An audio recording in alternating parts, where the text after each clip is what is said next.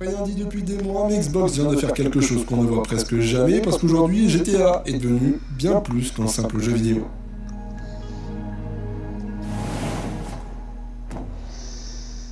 Pendant que Rockstar se tait, le reste de l'industrie, elle n'arrête pas de parler de GTA 6. C'est carrément la CEO de Xbox qui en a parlé, et elle a pas fait semblant. Donc aujourd'hui on parle de cette déclaration qui a fait pas mal parler dans l'industrie, d'un rapport sur GTA Online qui révèle des chiffres vraiment inquiétants pour Rockstar. Je vais aussi parler d'un leak de gameplay que vous avez sûrement vu passer, et d'un détail qui n'a l'air de rien, mais te fait comprendre pourquoi GTA 6 est dans une catégorie à part.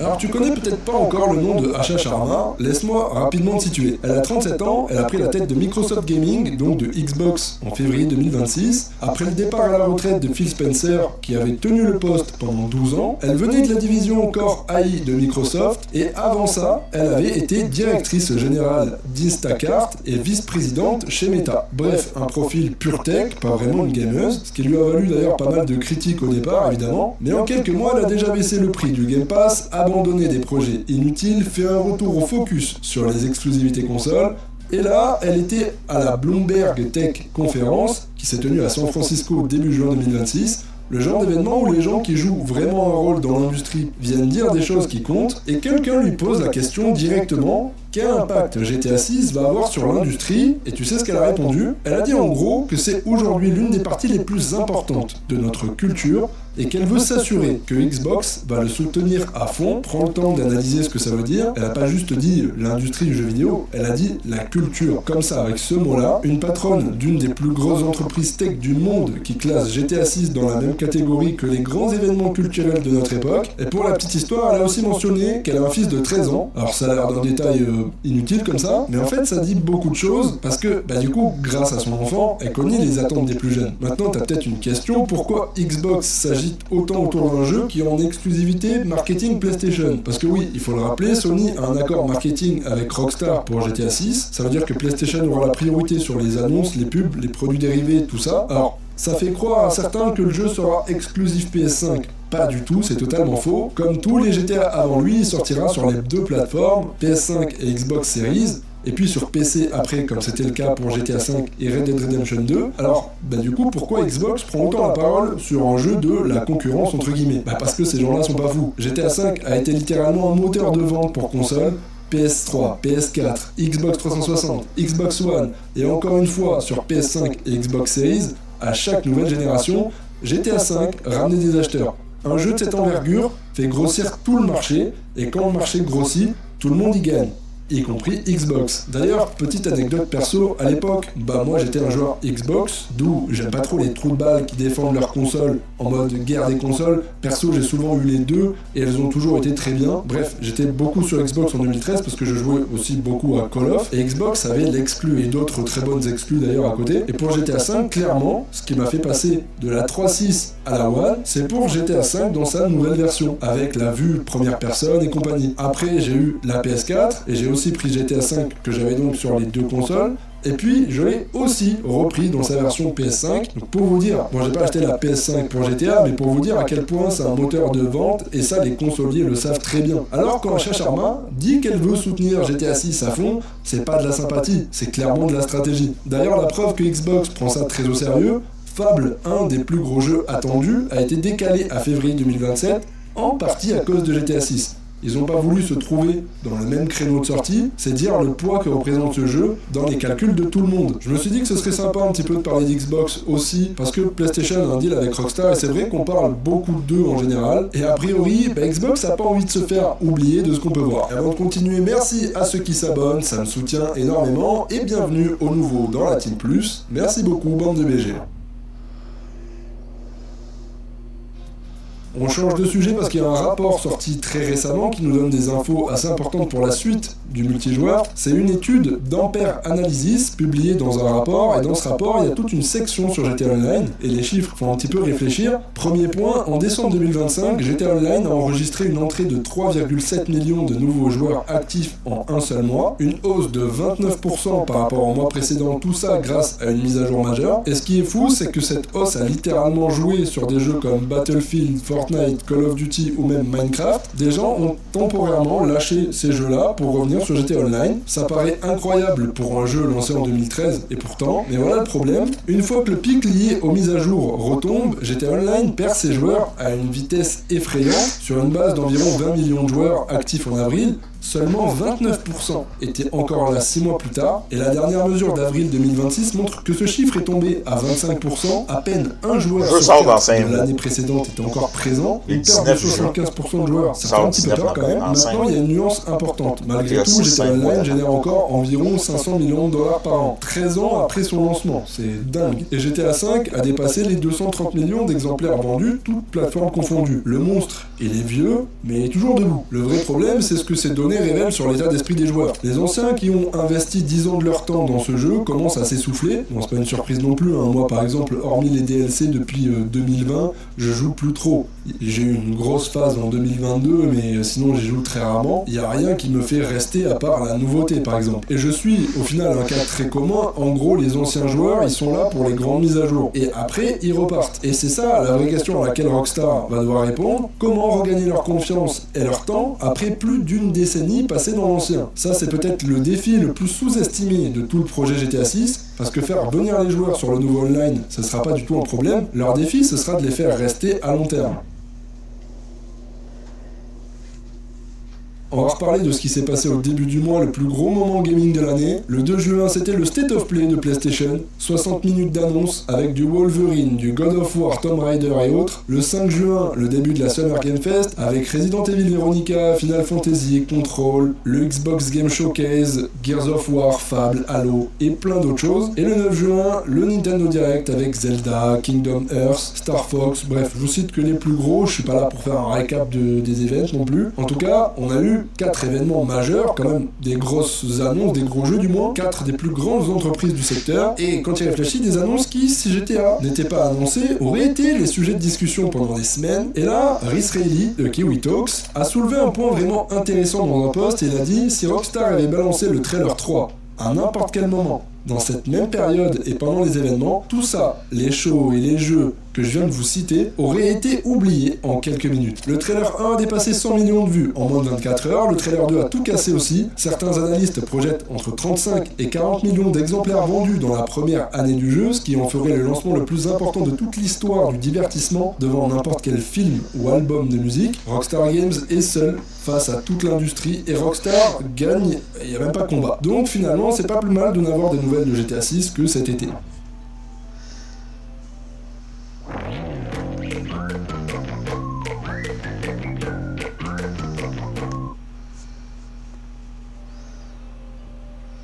Bon, vous m'en avez beaucoup parlé, donc pendant le montage de cette vidéo, je le rajoute, puis ça va avec l'attente pesante finalement. Une petite chaîne YouTube qui s'appelle Webco, 51 abonnés, poste une vidéo avec un titre qui laisse pas vraiment de doute sur ses intentions. Grand Theft Auto 6 Walkthrough Gameplay Partie 1, et c'est là que ça devient intéressant. Take-Two Interactive a mis une réclamation pour droit d'auteur et fait disparaître la vidéo presque instantanément. Logiquement, ça devrait s'arrêter là, une vidéo de vue supprimée, fin de l'histoire. Sauf que non, Internet privé d'informations officielles depuis si longtemps, on s'est mis à en parler, et l'argument qui est sorti partout, c'est pourquoi Take-Two prendrait la peine de bloquer une vidéo aussi vite. Si c'était du contenu bidon, ça doit forcément être vrai, sauf que non. Donc je débunk ça. Take-Two a un historique long comme le bras de réclamation automatique et hyper agressif sur tout ce qui porte sur GTA 6, que ce soit vrai, faux, recyclé ou des simples mods. Ils ont des systèmes de détection de contenu et des équipes juridiques qui tire sur tout ce qui ressemble de loin ou de près à du GTA 6, donc la vitesse de suppression, elle prouve une seule chose, c'est que Take-Two protège très bien sa marque. Elle prouve absolument rien sur l'authenticité du contenu. Maintenant, est-ce que ça pourrait être réel? C'est possible, mais il faut remettre un petit peu les choses dans le contexte. En 2022, on a eu un énorme leak. Ce leak-là, il est confirmé. Il est bien réel, mais il date de plus de 3 ans, et il est disponible vraiment partout sur internet depuis. Ça veut dire que n'importe qui peut télécharger ces vieilles vidéos, leur coller un titre Gameplay Partie 1, ajouter un truc par-dessus, et reposter le tout comme si c'était du contenu inédit. Et la vidéo aurait l'air parfaitement légitime. Et ce qui rend cette histoire encore plus intéressante, c'est qu'elle suit exactement le même schéma que toutes les autres rumeurs non vérifiées cette année, la fuite sur une date de précommande chez Best Buy, les failles de sécurité chez Rockstar North, et même une fausse rumeur de report à 2027. Chaque fois, c'est la même chose, une affirmation non vérifiée, qui devient virale, qui génère des jours de débat et qui finit démenti. Le vide d'informations est tellement intense que n'importe quel contenu qui prétend montrer du gameplay inédit attire l'attention, peu importe sa crédibilité. Mais le vrai gameplay de GTA 6, il arrivera sur les canaux officiels de Rockstar, dans un trailer soigné, avec tout le marketing derrière, pas sur une chaîne à 51 abonnés et 2 vues avec un titre générique, et quand le vrai contenu sortira, t'auras pas besoin de te demander si c'est vrai. Pour terminer, tout le monde en parle sur les réseaux, le silence de Rockstar, c'est assez frustrant, et franchement, je suis d'accord à 100%, cette attente autour de GTA 6, c'est objectivement une des plus éprouvantes que les joueurs aient jamais connues, déjà pour l'attente entre deux opus, l'attente entre la date de première annonce et la sortie, et puis surtout, la plus médiatisée pour le jeu le plus attendu. Plus d'1 an depuis le trailer 2, sorti en mai 2025, sans aucune communication officielle de Rockstar, pas d'image, pas d'artworks, rien, les fans survivent à base de rapports d'analystes et de déclarations de CEO. La bonne nouvelle, c'est que plus le temps passe, plus on se rapproche de la date finale, quoi qu'il arrive. Strozelnik a aussi confirmé le début de la campagne cet été, ce qui veut dire que le trailer 3 est probablement plus proche qu'on le pense. Alors voilà, on est dans les derniers mois, et j'ai envie de vous dire enfin, si tu veux pas rater la suite, on se retrouve sur la chaîne pour tout découvrir ensemble. Dis-moi ce que tu penses de tout ça en commentaire avant la fin de la vidéo, le petit like c'est la récompense, merci et bienvenue aux nouveaux abonnés. Une playlist GTA 6 t'attend juste ici, si t'en veux encore plus, on se retrouve dans la prochaine vidéo pour encore plus de GTA. D'ici là, portez-vous bien, bande de BG, bye.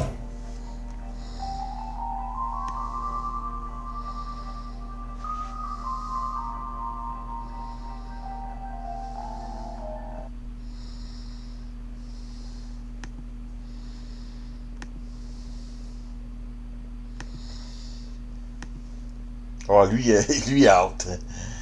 Lui, là, il est hâte.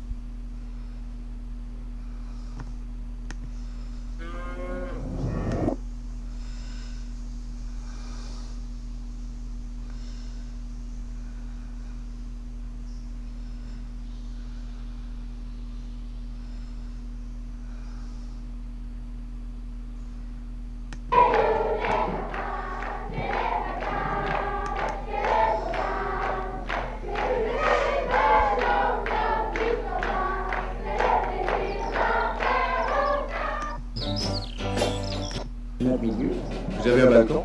Oui. Avant ou en arrière? En arrière. Vous n'avez pas de balcon là-bas? Non, on n'a pas de balcon en arrière. C'est-à-dire que normalement, qu'est-ce que vous faites pendant les vacances? On s'assoit sur la galerie en arrière. Et après? Après, on rentre à la maison.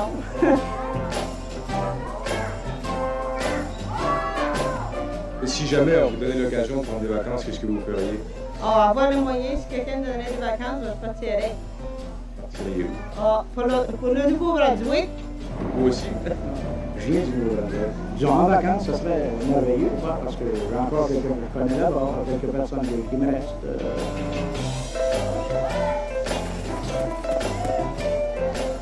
Qu'est-ce que vous faites avec les enfants pendant les vacances?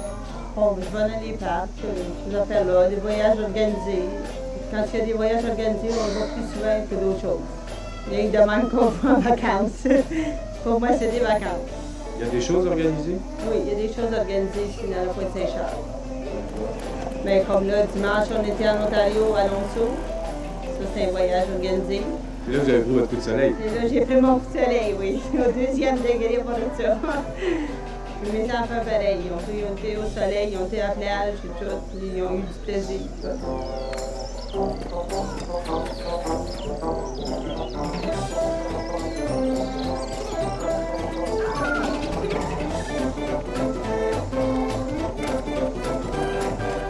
Le comporte des figures qui viennent dans les cours, inviter les enfants pour les amener au terrain de jeu.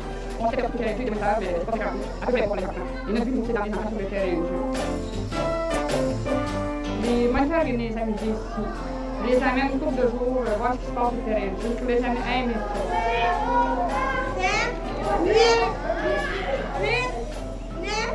Ce sont des moniteurs qui viennent d'où? Du quartier? Oui, c'est tous les jeunes moniteurs du quartier qu'on a choisis dans le quartier, qui ont suivi un entraînement ici. Ils savent le milieu de ce que c'est.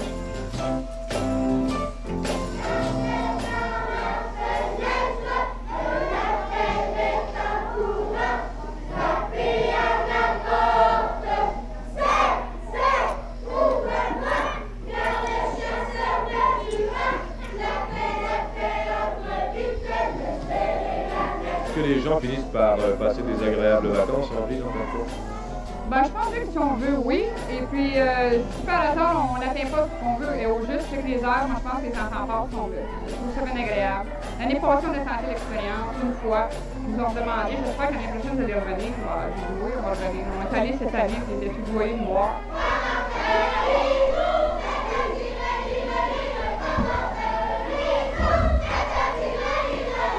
Auriez-vous des difficultés à revenir dans le quartier pour les vacances, madame? Moi, non. Vous aimeriez prendre des vacances tellement que vous viendriez ici? Oui.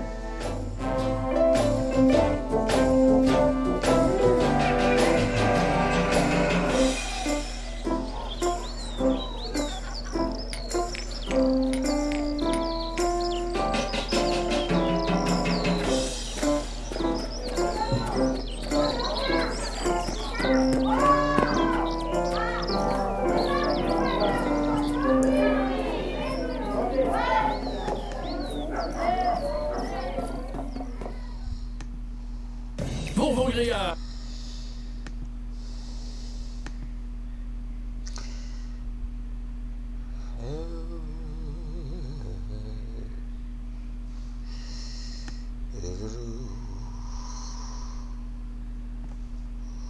Interdit le port des shorts aujourd'hui à Verdun, des shorts trop courts.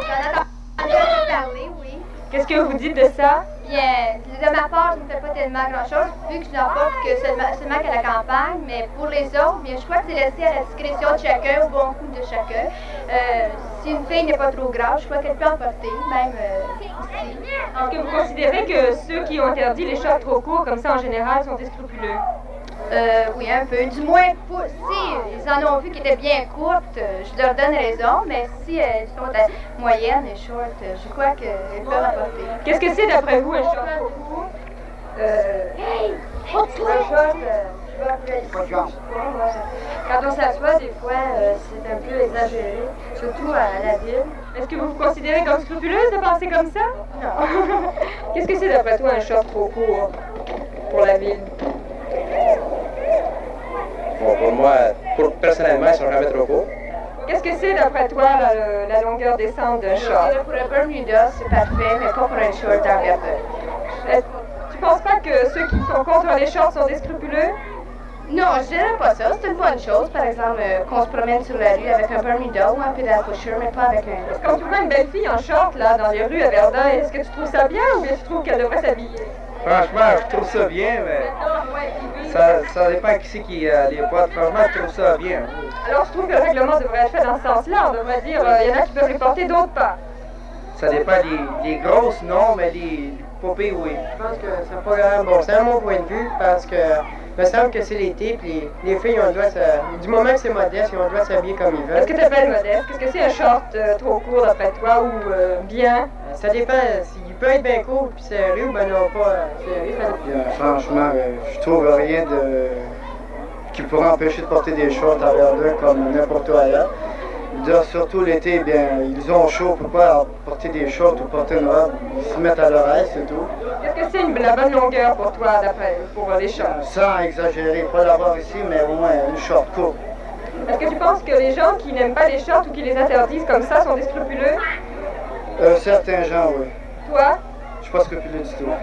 Mais oui, mais je sais pas, si une fille veut les porter comme ça, elle peut les porter, je sais pas. C'est pareil comme les jupes serrées, ça devrait être défendu. Alors tu trouves que les gens qui passent des lois comme ça sont des scrupuleux? Oui. Puis c'est correct, parce qu'en ville, on devrait en porter des plus longues et puis en campagne des plus courtes. Qu'est-ce que c'est des shorts trop courts d'après toi? Ici, à peu près. Est-ce que cette année, à Verdun, les jeunes filles portaient des shorts trop courts comme ça? Oui, la plupart. Est-ce qu'elles se sont fait arrêter par la police ou menacées? Non, pas toutes. Pourquoi penses-tu qu'on a passé cette loi-là? C'est pas assez modeste. Premièrement, personnellement, je contre la loi jusqu'à un certain point. Je crois que les femmes devraient porter des shorts jusqu'à une certaine longueur. Qu'est-ce que c'est que la certaine longueur dont vous parlez? C'est, disons, environ ici, là, je crois que c'est normal, mais plus haut que ça, c'est un petit peu... il y a certaines femmes, des fois, réellement, c'est trop court. Mais en général, je crois que le port de short, d'après moi, devrait être porté. Il ne devrait pas avoir de prohibition là-dessus. Est-ce que vous considérez que ceux qui passent des lois comme ça sont des scrupuleux? C'est difficile à dire. Il doit y avoir un peu de scrupule. Je ne vois pas l'idée de défendre aux femmes de porter le short parce que aux États-Unis, toutes les places comme ça, les femmes portent des shorts, même dans les magasins. Moi-même, j'étais à Atlantic City la semaine dernière.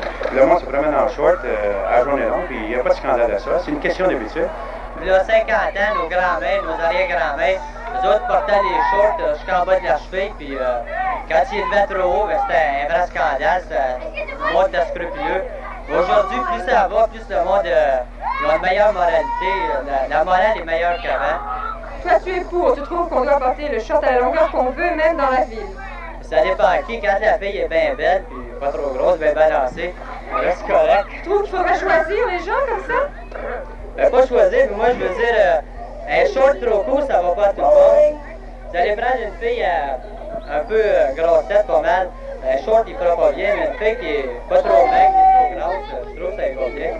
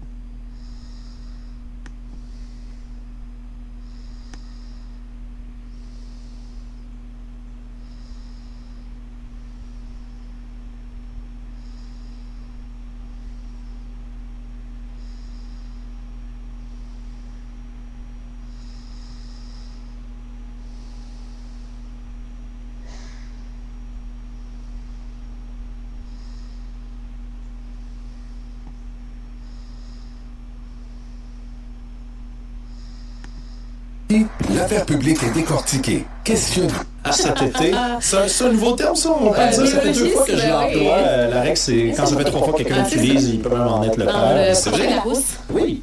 Bon, c'est vrai. Hey, écoutez, j'ai des bonnes nouvelles, des moins bonnes nouvelles. On va commencer par les trucs les plus effrayants, si ça vous va bien. Là, je m'excuse, c'est ta première chronique insolite avec moi, Karima, mais on va commencer dans du lourd parce que c'est devenu complètement viral. Durant la fin de semaine, 2 incidents durant lesquels on a des personnes qui ont chuté d'une très haute altitude pour malheureusement décéder. Le premier, je vous montre la vidéo ici. Je m'excuse, c'est lourd à regarder. La fin est floutée. C'est le cas d'une jeune femme de 21 ans au Brésil ce samedi. Va là-bas, Madame Maria Eduarda Rodrigues de Freitas pour faire un saut à la corde. Okay? C'est pas un élastique, mais c'est tout comme saut d'un pont. On appelle le pont Squelette, qui est dans la région de Sao Paulo. Et même avant, quelques minutes plus tôt, publie sur ses réseaux sociaux « Ah, c'est qui le fou qui m'a convaincu d'aller faire ce genre de saut-là? » Le problème, comme vous pouvez le voir dans la vidéo là, qui a fait le tour du monde, c'est qu'il n'y a rien d'accroché après madame. Elle se fait littéralement lever par 2 employés là, qui travaillent sur le site. Ils n'ont jamais accroché la fameuse corde et ils la balancent tout simplement dans le vide. Elle est décédée. C'est une chute de 40 mètres de haut qu'elle a fait. Et là, évidemment, on se demande comment c'est possible. Et les 3 hommes qui travaillaient dans la compagnie sont maintenant accusés de meurtre par négligence, qui est une accusation code criminel brésilien. Comme quoi, ils ont tout simplement juste oublié le gros de leur travail. Honnêtement, je sais pas comment tu fais pour travailler pour une compagnie de saut à la corde, puis tu ne mets pas la corde sur ta cliente. Non, mais j'allais dire, j'espère qu'ils sont accusés, puis que ça va se résoudre de cette façon-là aussi, le poids, qu'ils seront jugés sévèrement. C'est hallucinant. Ouais. Hallucinant. Tu as comme une pensée pour cette famille-là. Et ce que je trouve terrible, c'est après, tu parles de cette viralité, il y a toujours des questionnements, on sait les images et tout, mais Évidemment, bon, ça a été flouté, tout ça, mais c'est parce que ça circule partout et c'est en boucle. Et tu parles de... Il y a quand même cette idée que, tu sais, ça existe, il y en a un petit peu partout de ce genre d'activité-là, que tu peux en faire, tu sais... Puis d'habitude, c'est toi-même qui saute. Là, ce qui est particulier en plus, c'est que dans la vidéo, tu vois, tu sais, littéralement, elle est portée, là, tu sais, comme si c'était, je sais pas, une chaloupe sur à bout de bras, puis elle balance, là, en bas. Je l'ai vu en fin de semaine, la vidéo. Ce qui est bizarre aussi, c'est les deux hommes, je pense que ce sont deux hommes qui la transportent. Dès qu'ils réalisent qu'elle n'était pas accrochée, on dirait pas que tout le monde s'alarme, là. Non, on dirait pas qu'ils sont sa panique, là. T'entends des gens autour crier, les gars, il y a la corde, puis malheureusement, ça sera pas suffisant pour sauver madame. Puis je continue, j'enchaîne, parce qu'elle n'est pas la seule personne, malheureusement, pour trouver la mort dans ces circonstances-là. Dans ce cas-ci, peut-être quelqu'un qui a un peu couru après le trouble. Connaissez-vous l'homme qu'on surnomme le Spider-Man du Yémen? Non. OK? Au Yémen, Al-Kwakwa Ibn Antar, j'espère que je le prononce bien, était un YouTuber, créateur de contenu extrêmement connu. Vous le voyez ici, il est dans un cratère volcanique, le Ardan Dam, à l'image que je vous montre. Il fait toutes sortes de simagrées. Lui est reconnu pour faire de l'escalade complètement libre, c'est-à-dire qu'il n'y a aucun équipement de sécurité. Il prend toutes sortes de poses. Et là, évidemment, ce qui devait arriver arriva dans ce cas-ci. Il est en train de finir de tourner sa vidéo. Lâche et tombe dans le cratère volcanique. Ça a pris une opération de sauvetage absolument hallucinante pour tenter d'aller le sauver parce qu'on parle d'un cratère volcanique dans lequel, dans le fond, il y a un lac d'eau sulfureuse extrêmement chaud parce que c'est un cratère volcanique. Et c'est parce que ça se trouve à comme 120 mètres de profond, ce cratère-là.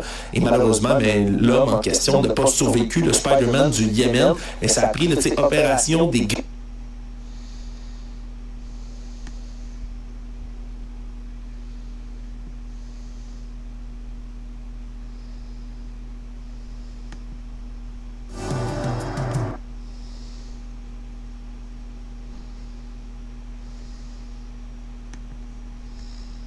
de logement, ça explose. On est dans cette période où tout le monde fait des boîtes, a mal à la tête, puis essaie de se trouver un endroit pour se loger. Comment sa pizza? La pizza, tout sauf pas l'ananas. La bière. Mais c'est... Quoi? Non. T'aimes la pizza à l'ananas? Moi aussi. Ben voyons les gars, je vous demanderais sortir. Non, toi tu sors, on est deux. C'est illégal ça, la pizza à l'ananas? Parlons de logement quand même. Non, mais c'est sur la moyenne une autre Florence, est-ce que tu manges de la pizza à l'ananas? C'est sûr que oui. Non, moi je trouve ça dégueu, donc on est 2-2. C'est une affaire homme-femme, ça, finalement. Ouais, je sais pas. La pizza à l'ananas est genrée. Florence, elle disait qu'elle aimait ça tantôt, mais elle était gênée d'en parler de Isabelle. C'est ça qu'elle m'a dit, j'ai pas mêlé. La punition. Mais on rit pour alléger l'atmosphère parce que quand même, cette reprise de logement a triplé en 12 ans. Donc, c'est ces gens qui vont reprendre le logement parce qu'ils se disent qu'ils vont vivre dedans, que leur famille va vivre dedans. Et la plupart du temps, c'est mensonger. Yannick Parent, tu le vois beaucoup sur le terrain, courtier immobilier. Je le vois, c'est une façon de faire pour certains. On vient récupérer le logement, puis je fais une mise en garde aux gens qui vous écoutent puis qui vous regardent, là. Faut faire vraiment attention. Tu sais, il y a des vrais, moi j'appelle ça des vraies reprises de logement qui sont légitimes. Tu veux reprendre un logement pour un membre de ta famille, tu le fais selon les règles, tu respectes les délais du tribunal administratif. Mais écoute, de reprendre pour un membre de ta famille, puis c'est pas vrai, ou ça... S'il est repris pendant symboliquement quelques semaines, remis sur le marché un prix double par la suite, écoute, c'est des conséquences majeures. Mais ça, c'est difficile à démontrer devant le tribunal administratif. Là. Il y a des gens qui ont parfaitement raison, puis il y a des délais aussi qui sont attitrés à ça, mais il y a des gens qui y arrivent, puis il y a des façons de faire aussi. Tu sais, si t'es locataire, puis curieusement, t'as été évincé, puis tu regardes... pas nommer certaines plateformes de diffusion quelques jours par la suite, tu retrouves ton logement qui est alloué. Tu sais, il y a des gens qui vont accumuler de la preuve, puis ils vont aller au tribunal, puis effectivement, ceux qui prennent le temps peuvent avoir gain de cause. On l'a vu récemment dans plusieurs jurisprudences, Francis et Isabelle, des gens qui ont eu gain de cause avec des amendes faramineuses pour les propriétaires. On espère des amendes parce qu'on a avec nous cet après-midi Daniel Pontagdy. Daniel a perdu son logement alors que ça faisait 10 ans avec sa conjointe qu'il habitait dans le secteur. C'est près du parc Maisonneuve. Bienvenue à l'émission. Merci. Comment on vous a chassé de votre logement? En fait, ça a quand même commencé avant la demande de reprise officielle. Disons qu'en 2022, au mois de mars, j'avais mon propriétaire qui m'a appelé. Puis là, c'était dans le temps un peu que la pandémie terminait, mais tout le monde avait de la misère un peu avec les finances et tout ça. Puis là, il m'a dit, là, ça coûte cher mon condo, tout ça, va falloir qu'on se parle, mon Daniel. Écoute, je vais t'augmenter ton loyer de 300 $, puis je vais te donner mon locker que tu n'as pas accès en ce moment puis que personne n'utilise. Mais moi, j'ai jamais réclamé un locker et tout ça.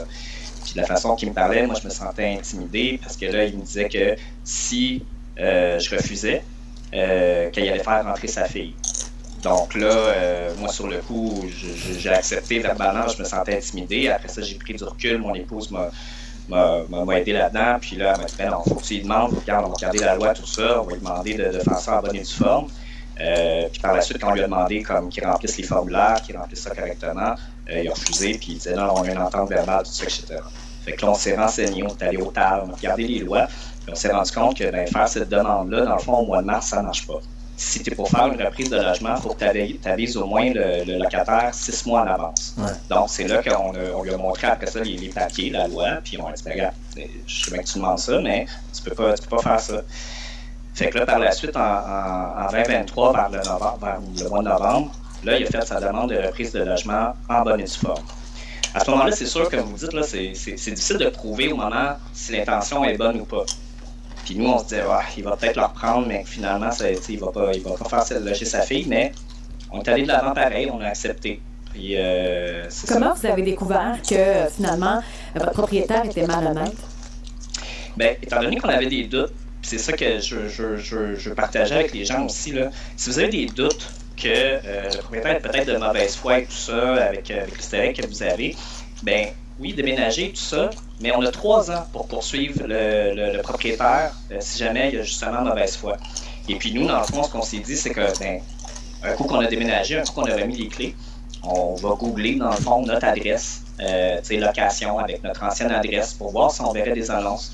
Puis d'ailleurs, super, mon épouse a décidé de suivre la fille du propriétaire sur Facebook. Et puis, 10 jours après la remise des clés, il y a un petit post de sa fille qui indique le condo de mon papa est alloué si vous êtes intéressé. Mais pour 500 $ de plus. Oui, c'est ça. Vous payez quoi, quel prix, Daniel, avant tout ça? C'est quoi votre loyer? On payait 1100 $, et puis ce qui était affiché, c'était proche de 1600 $, si je me trompe. Donc au moins, il y a une bonne différence de 1500 $. Donc de là, on est allé se renseigner, ouvrir un dossier au TAL et tout ça.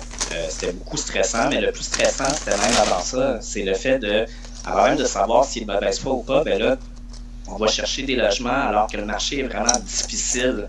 On n'a pas le choix d'aller chercher un logement à 1600 $, même nous, dans un fonds similaire, un 4,5, oui, c'est ça, exactement. Donc, on a fini par à déménager à un endroit, puis c'était très difficile, c'est très compétitif. J'ai fait j'allais visiter des logements qui avaient des prix faramineux, mais que je voyais pas que ça valait ça du tout, dans des coins qui avaient rien. Ou sinon, tu avais ce qu'on appelle des open house un peu pour les visites et tout ça. Puis là, tu le sais, à ce moment-là, que tu es juste en compétition. Si quelqu'un décide d'offrir plus, puis normalement, les propriétaires sont supposés aussi indiquer justement c'était quoi le prix du loyer le plus bas. Oui, la fameuse clause G. Ouais. La fameuse clause G.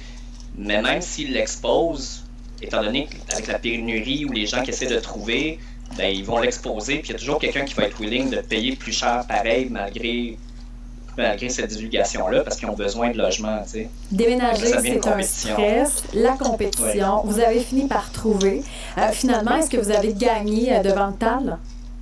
Oui, effectivement, on a gagné devant le TAL. Puis ce que j'aimerais partager aussi avec les gens, parce que des fois, les gens ne prennent pas le temps justement un coup qui ont été expulsés, de prendre le temps de regarder, OK, c'est-tu vraiment la bonne personne qui habite là et tout ça? Est-ce que je vais mettre les efforts? Ça m'a déjà brûlé, mettons, tout le déménagement, le stress d'aller en audience, de faire des démarches, tout ça, etc. Mais ça vaut la peine. Puis ce que je veux partager au monde aussi, c'est que la minute que les deux parties reconnaissent en audience que oui, il y a eu une reprise de logement, c'est signé. Oui, effectivement, tu peux prouver, on démontre très bien que la personne qui était supposée rentrer n'est pas rentrée. Mais là, le fardeau de la preuve n'est plus de notre côté. Le fardeau de la preuve tombe au propriétaire. Pourquoi ta reprise de logement qui était supposée loger ta fille, c'est pas elle qui est rentrée? Mais là, c'est rendu à son tour de prouver ça. Oui. Combien vous avez réussi à gagner? On a réussi à gagner 27 000 avec les intérêts. Non, pas 27 000, pardon, 18 000 avec les intérêts. Puis je dirais que récemment, là, quand je regarde toutes les jurisprudences, je me rends compte que j'aurais pu demander plus. Moi, je me fiais plus sur les jurisprudences des précédentes années parce que quand j'ai fait mes devoirs, je voulais donner quelque chose qui était réaliste puis raisonnable dans le fond. Mais là, c'est ça. Parce que dans le fond, quand on demande de l'argent, ben, faut quand même donner réclamer le pourquoi dans le fond ces montants. Est-ce que vous avez eu de la difficulté à être payé par l'ancien propriétaire ou ça s'est fait le ruisseau? Non, ça s'est bien réglé quand même. Oui, il nous a quand même payé à l'intérieur d'un mois après qu'on a reçu la décision. Mais c'était quand même vraiment long. Là. Avant qu'on ait une audience, là, ça a quand même pris 1 an et demi. Ouais. Comment ça va aujourd'hui? Aujourd'hui, ça va bien parce que là, le dossier est clos, il nous a payé, tout ça, etc. Puis d'ailleurs, le journal avait vu justement la décision, puis ils nous ont approchés pour faire un petit segment dans le journal de Montréal. Puis moi, je trouvais ça important, dans le fond, d'indiquer aux gens que ça vaut la peine de se battre parce que... Oui, c'est ça, il y a des histoires positives, mais il faut continuer à mettre ça de l'avant, il faut continuer à demander des montants punitifs qui sont significatifs, qui font du sens pour pas que ça se répète. Magasiner les offres de la semaine chez Walmart. Yannick, on en parlait un peu hors d'onde, mais tu sais, j'entends l'histoire de Daniel, puis tu sais, je fais un petit calcul sur la napkin, puis tu sais, tant mieux pour l'argent que tu as reçu, Daniel, mais du point de vue d'un investisseur, sérieusement, c'est un bargain, là. Il a augmenté le loyer de 500 $ par mois, donc 6 000 $ par année de plus qui va être perçu sur exactement le même bien, là, pas d'investissement, pas de rénovation, etc. Ça lui a coûté 20 quelques mille. Franchement, en 4 ans, il rentre dans son argent. Il peut continuer à l'augmenter de 2-3% par année. Moi, tu sais, des investissements comme ça, le placement boursier, là, tu sais, Count Me In, là, je veux dire, c'est un bon investissement, même si c'est sous des fausses prémices puis un peu de une gimmick. Tu sais, c'est quand même particulier quand on y pense. Là. 27 000, ça frappe l'imaginaire, mais ça reste une bonne affaire pour ce propriétaire-là. Écoute, tu mets le doigt exactement où je voulais aller. C'est, il faut à un moment donné, ça c'est un vieux principe, il faut que la sanction soit proportionnelle en fait à la faute qui a été commise. Et au gain. Moi, puis tant mieux, j'aime entendre ce genre d'histoire-là. Les gens vont avoir gain de cause quand ça a été fait de la mauvaise manière. Mais en quelque part, on peut se questionner sur ce que tu dis, l'amende. Puis moi, la question, peut-être que vous n'avez pas la réponse, moi, je ne l'ai pas constaté dans ma carrière. Est-ce qu'on a déjà eu connaissance d'un cas où le tribunal administratif ça serait une vraie sanction, forcer la réintégration. mais c'est bon. Mais c'est parce que là, tu as un nouveau locataire qui a ses affaires, sa télé sur Netflix. Mais tu comprends, Francis? Lui aussi va être dans la chenoute, non? Oui, mais mettons, comme là, c'est supposé être ta fille, puis c'est pas ta fille. Puis c'est un locataire qui paye vraiment plus cher en forçant mais mettons, c'est moi le nouveau locataire. Tu vas m'évincer? Ben c'est ça, ça pose. C'est peut-être ça le problème. En même temps, si les sanctions étaient plus sévères, je veux saluer d'ailleurs Daniel Pompagdi, merci pour le témoignage, mais si les sanctions étaient plus chères, ce serait pas comme Francis dit, là, une bonne affaire. L'affaire, c'est que les propriétaires, on l'a vu dans un cas il y a quelques semaines aussi, où le tribunal administratif a forcé à payer 160 000, mais ça aussi, 160 000, quand tu as plein de portes, ça vaut pas grand-chose. Non, c'est que sur la valeur économique, on en parlait justement, la valeur aussi, la prise de valeur des immeubles actuellement sur le marché, rapidement, là, on le voit, on fait un calcul là, en quelques années. Puis disons, tu sais, souvent les gens qui sont en immobilier, c'est une vision à long terme. Ben, tu vas te dire, comme investisseur, ça peut être plus payant d'assumer ma sentence. Je vais prendre le bonbon, puis après ça, je vais continuer mon entreprise. Donc, il y a une disproportion là-dedans, moi, qui me dérange. Puis encore, je vais quand même, tu sais, c'est un drôle de marché, là, un drôle d'équilibre bizarre, mais du point de vue de Daniel, je veux dire, il a reçu 27 000 $. Là, il y a quasiment... Plus les intérêts, je pense le montant qui lui a été versé avec les intérêts, c'est 27 mais en tout cas, peu importe. Mais tu sais, c'est comme 2 ans, 1 an et demi gratuit. C'est quand même pas pire de pas payer de loyer pendant 1 an et demi. Fait il y a comme un drôle d'équilibre qui s'installe dans ce marché-là où tout le monde gagne puis tout le monde perd en même temps. Le prix du déménagement, le stress de partir, l'augmentation qu'il doit subir parce que quand même, il paye 500 $ de plus maintenant par mois. Je poserais la question aux auditeurs, je vous donnerais 30 000 $ pour quitter votre logement demain matin, le prendriez-vous? Non. Moi, plusieurs diraient oui, je pense. En tout cas, ça dépend à combien tu payes puis c'est quoi tes alternatives. Moi, dans le dossier, ce qui m'a beaucoup surpris, c'est en ce moment, on le voit, il y a plein d'appartements qui sont libres. Moi, ça a été super dur. Yannick, d'ailleurs, tu m'avais aidé dans les derniers mois. J'ai fait une session de loyer, j'étais incapable de trouver des nouveaux locataires. Donc, la chance que le propriétaire a pris d'évincer ses locataires qui payaient à tous les mois depuis 10 ans pour monter le prix et le remettre sur le marché. Il n'avait pas peur que ça se loue pas. Ben, c'est un bon point, ça aussi, parce qu'on le voit présentement, là, tu sais, il y a eu des années de rareté au niveau des logements, puis là, on est dans un contexte où moi, ce que j'entends, 1 mois gratuit, 2 mois gratuits, Ouais, tu l'as vécu, Florence, aussi. Puis pourquoi? Parce que les logements sont tellement rendus à des prix qui sont exponentiels qu'il y a des gens qui ont juste... le logement est là, il est libre, mais on n'est pas capable de le louer parce qu'il est trop cher. Ça, c'est une autre stratégie. Le logement, il est hors de prix de 3 000 $ par mois et je ne veux pas baisser le loyer, quitte à te donner 2 mois, là, 6 000 $ de gratuité, parce que je veux pas baisser mon prix, parce qu'éventuellement, la prémisse, c'est que ça va repartir. Puis si j'ai baissé à 2500, à 2000, ça, là, je reparte la clause G. La clause G que tu viens créer un précédent. Mais ça, ce que je trouvais, parce que moi aussi, j'ai cherché comme Florence, c'est que le 2-3 mois qu'ils te donnent, c'est pas sur ton 12 mois, c'est sur 14, 15 mois. C'est à la fin. Oui. Et là, ça fait en sorte que l'année d'après, ça va être compliqué. Si tu as 15 mois à un endroit, la stratégie est funky, là, est particulière. Oui, puis ça, c'est un point quand avant de signer votre bail, puis vous avez un genre d'entente comme ça, même chose, asseyez-vous avec le propriétaire, puis négociez. Négocier, regardez c'est quoi, si tu des loyers que vous allez payer au 60e mois ou ils vont vous être crédités à l'entrée, ça va faire une différence pour vous financièrement. Regardez ces systèmes-là. Puis vous avez raison, la clause, tantôt on parlait de cette fameuse clause-là, n'oubliez pas, si ce montant-là n'est pas indiqué dans le bail, les répercussions sont graves. On peut venir contester ça au tribunal administratif. Donc, c'est plus rentable de payer 3 mois, de laisser 3 000 $ de loyer puis de l'assumer dans ses précédents au niveau comme propriétaire. Laura de Blainville répond à ta question à Francis. Elle déménagerait pour avoir 27 000 $ de plus. Ça ne lui dérangerait pas. Parfois, moi, je pense que c'est une question de principe aussi dans le cas de notre invité. Mais il y a quelqu'un aussi qui réagit en disant un courtier immobilier va aussi profiter énormément de la hausse de la valeur mobilière. Ça revient beaucoup, ça. On est tous des profiteurs. Vous l'avez entendu dans les médias. C'est comme les avocats dans un divorce. Moi,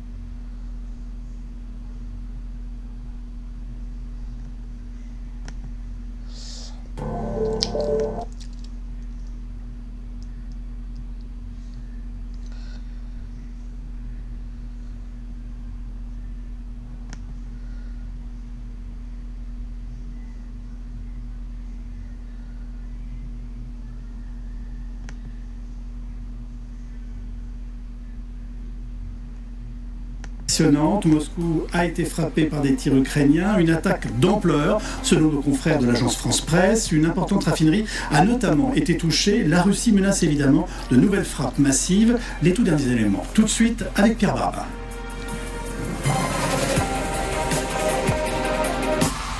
Bonsoir Pierre. Bonsoir Yves, bonsoir à tous. Dites-nous, que s'est-il passé ce matin ?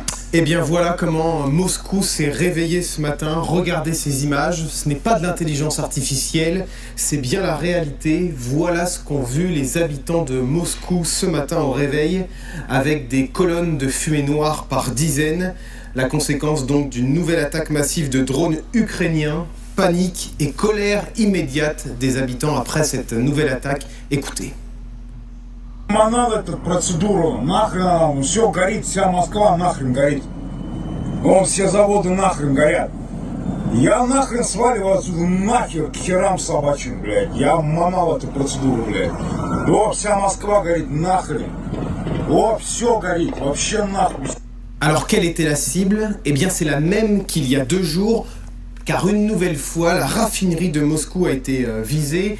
Sur ces images, on peut d'ailleurs voir les réservoirs de carburant explosés, créant des panaches de fumée impressionnants. Conséquence immédiate, les vols au départ et à l'arrivée des aéroports de Moscou ont été suspendus une bonne partie de la matinée. L'agence de presse russe TASS parle de l'attaque la plus importante contre Moscou depuis 2 ans.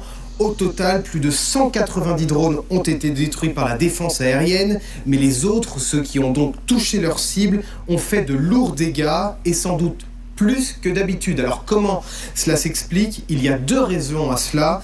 D'abord, les médias américains nous apprennent que la Russie fait face à une pénurie d'intercepteurs, précisément ces missiles S-300. Ils servent à défendre Moscou depuis des dizaines d'années contre les attaques de drones ou de missiles. On sait aussi que l'Ukraine s'est dotée d'un nouveau drone particulièrement efficace. Le voici, il s'appelle le Lyuti. Son principal atout, il résiste au brouillage et peut donc atteindre plus facilement sa cible. Sa charge explosive, 75 kg, sa portée jusqu'à 1000 km. Depuis Bruxelles, Volodymyr Zelensky a revendiqué ce matin cette attaque. Voilà ce qu'il dit en préambule: si l'Ukraine brûle, Moscou brûlera aussi. Il justifie ensuite ses frappes et évoque la stratégie mise en place contre la Russie. Écoutez le président ukrainien. And today you can see one of those responses in the Moscow region this morning. So our long-range sanctions are hitting Russian oil facilities, refineries very effectively. Et l'Ukraine multiplie les frappes contre les raffineries russes. Oui, on en parlait déjà ici en début de semaine. On compte une vingtaine d'attaques ukrainiennes en un mois et demi seulement. La production de pétrole est désormais au plus bas. La Russie, c'est pourtant l'un des plus grands exportateurs au monde. Mais le pays va devoir en importer. Une cargaison devrait arriver dans les prochains jours.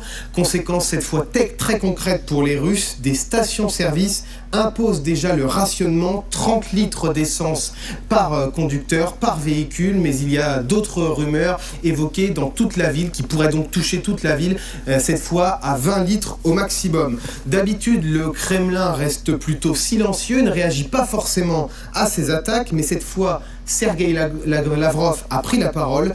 Le ministre des Affaires étrangères russe promet une réponse sans précédent. Écoutez-le.